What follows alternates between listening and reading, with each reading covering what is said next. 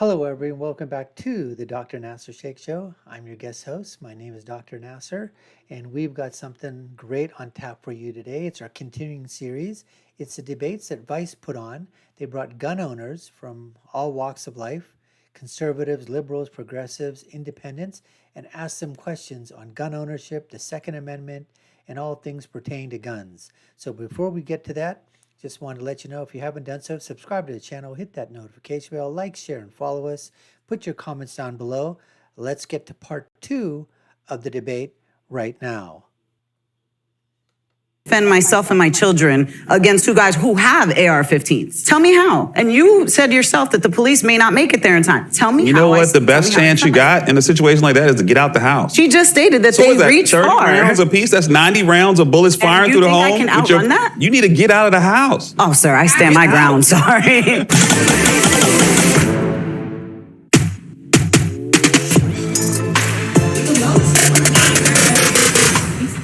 Thank you all for coming today. A lot of folks here say that they own guns as a self-defense tool. How do we feel about that? Shit is so bleak in America. Like, I don't blame people for feeling unsafe. Everyone here is concerned with survival. Everyone who picks up a gun is concerned with survival. There is this sense of despair in America when it comes to resource scarcity, food scarcity, housing scarcity, scarcity of care. People do not resort to terrible things when they have support, when they have And here we have another liberal coming out there. Food scarcity, clothes scarcity, housing scarcity, wealth scarcity, job scarcity. I mean, everything's a scarcity. Everything's, a problem. I don't know what the hell that has to do with gun safety or with the Second Amendment or anything like that. I really don't understand what it has to do with that. But it just brought up as these peripheral ideas and whatever. And people, like I said, they virtue signal with this. This is how you virtue signal. Plain and simple.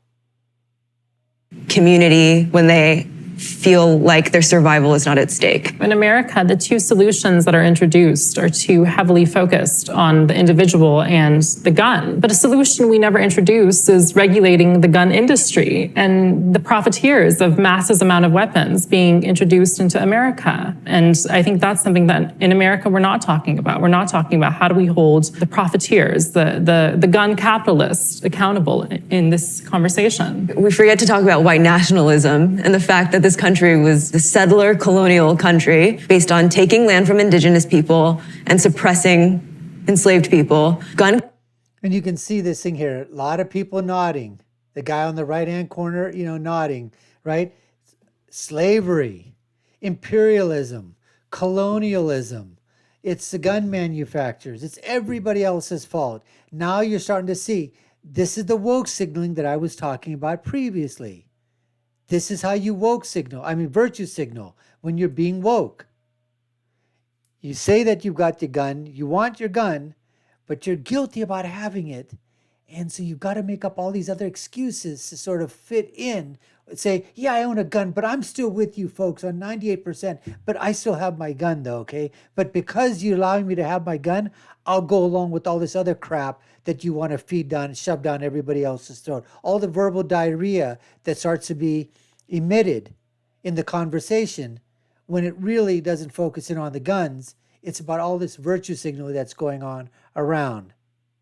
Conversation, as soon as you wade into it, is so frickin' racist. It's really misogynistic. And when we really start to zoom in on this stuff, we find levers. We can better identify where threats come from, what kinds of discourse really start to put us in danger. And actually, the gun industry lobbies a lot and pays for the campaigns of a lot of people who condone this kind of culture. And so that's one lever in which I think we need to be put a lot more scrutiny on. I agree with a lot of things from what everybody else said, but I feel like a lot of the gun control issues drown out the actual issues. Like, let's take school shootings, for example. School shootings are awful, they're horrible. But here's my question. What has been done to make schools more secure? I do executive protection and armed security, and I've been offered countless times jobs at schools. They pay $12 $13, $14 an hour. A single mother with 2 kids, that's not an amount I can work for, nor does it reflect my value as a security officer. But what is being done for it? We're not paying security extra. We're not, doing single points of entry. We're not reinforcing the perimeters. We're not doing any of those things. We're focusing on gun control. And yet when this happens again, we're confused as to why it happened again, because nothing was done to stop the problem. I don't think, turning schools into fortresses, having more armed security is the solution here. I'd rather have a part-time school counselor than a full-time, resource officer. Because there are counselors.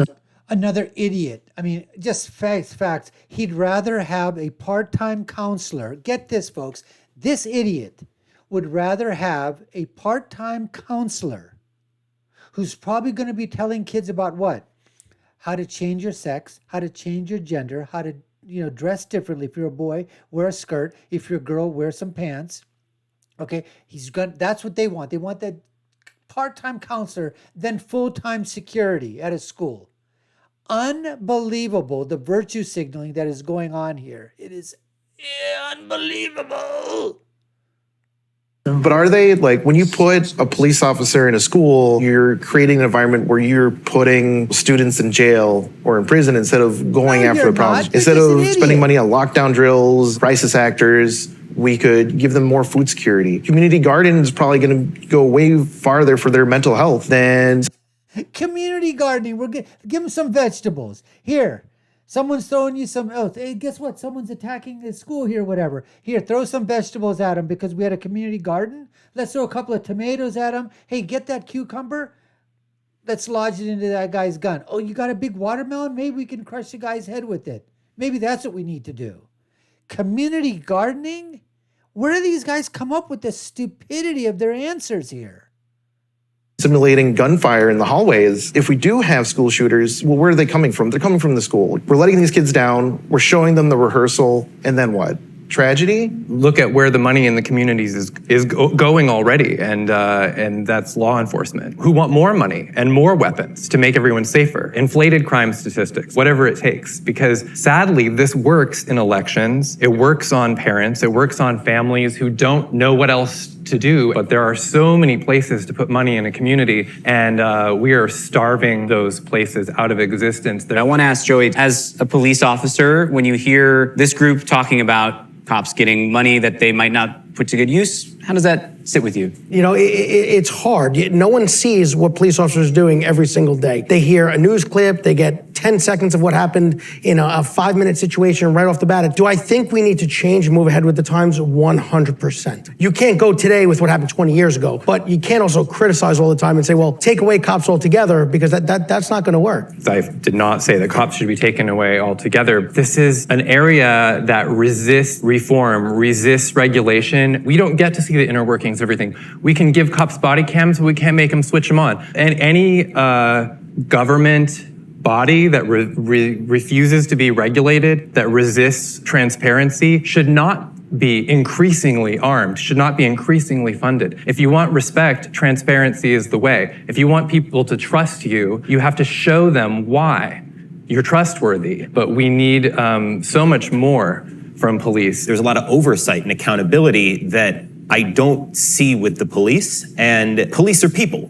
People have the full range of what they're capable of. And we have seen enough evidence that there are police officers who abuse that power. And I think that the real fact that there is no oversight and ability to ensure that they are doing their jobs well is a real problem with people who are licensed to kill. But that's false, though. You would make it seem like cops are running rampant. There's a lot more oversight than people know, whether it's federally, city-wise, and there are bad apples, and there's people out there that should not be police officers, and there's nothing more than a good cop that doesn't want a bad cop on the street. The oversight, there's a lot more than people know. But we have to take everyone's word for it, though, from inside. I don't know what that means. I'm saying that you're saying that there's lots of oversight. But again, we just have to believe that, because anytime someone from outside... You don't have to believe it, you idiot. You have to know that it's there. There's all kinds of oversight there. There's so much regulation, so much oversight, so much paperwork. I mean, these guys, when they need a cop, ask them to fill out some paperwork first before they're dispatched to you to help you, okay? That's what you're talking about. Attempts to explore that it's obstruction 100% of the way. I wouldn't agree with that. Yeah. I really struggle with this concept that we have to fund communities or fund police. No, we have the resources to fund these communities, to fund solutions that we know work, to invest in education, to invest in violence intervention and victims. Like, we're not willing to prioritize life, then we're going to pay the cost on the back end. And one other thing, I think we have to remember that this is not just a crime crisis. You know, 2/3 of lives lost are lost by suicide with guns. This is really a public health crisis, and we keep pivoting back to crime control strategies, and it's failing. No, you nailed it. We're the richest country in the world, and we can't make sure everyone like is secure in their life, doesn't have fears. You want to sell less guns? Make people less fearful. People plan for their fears. Why do people buy guns? Well, they want to feel safer. Well, why do they need to feel safer? Well, because of their community. It's just like, okay, what can we do for their community, right? I do not believe that police can in any means provide security and safety for us. And a huge part of, wanting to own guns is an aspect of, police failing us. And so to suggest that it's anecdotals, that it's just a couple of bad apples within the system is completely incorrect. We have seen the system fail people and fail to really protect individuals. And so this suggestion that we can fund both, that we can fund both our sense of security and our sense of safety, as well as funding the police departments, is completely false, because a huge aspect of our safety being a detriment is, in fact, the police state's initiatives. What changes would make a difference in the real world, practically speaking? Kendra, I want to hear your thoughts on this. I'm a range safety officer, and as long as I've worked on the range, I have seen police come there and train once, right before their qual, or not even, they only come for their qualification.